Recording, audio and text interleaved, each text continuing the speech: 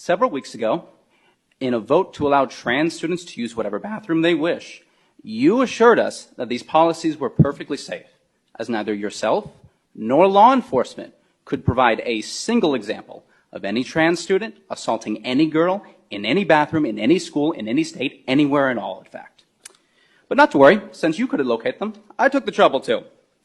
See, Loudoun County, Virginia, where last year, under district policy, a trans student was allowed into the women's bathroom where he assaulted a girl. To cover it up, they moved him to another school where he did it again. See, Irvine, California last month, where a trans student entered the women's locker room and flashed the girls there. When they confronted him, he mercilessly beat them.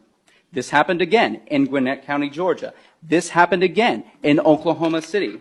This happened again in Ohio, where a trans man was allowed to use the locker room where he was arrested for flashing little girls. The judge dropped the charges after he ruled that this man was too fat for them to see anything.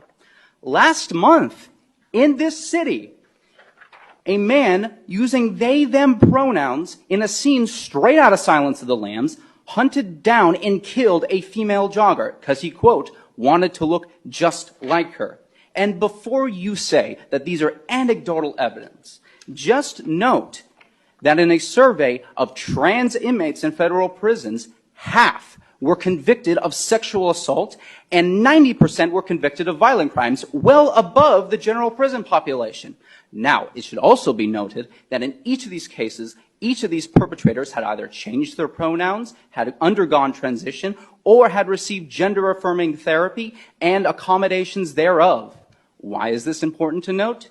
Probably for the same reason we recognize as a society that you do not affirm that people with anorexia can be healthy in any way. You do not affirm that somebody with schizophrenia is hearing voices. And you do not affirm that somebody in a manic episode is having great ideas. Because when you leave somebody to languish in their false mental state, i.e. men who think they are women, they will inevitably lash out and harm themselves and those around them.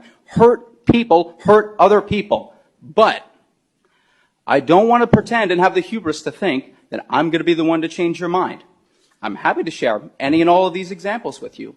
But you will most likely leave here tonight believing that men can become women, affirming care works, and that you made the right vote.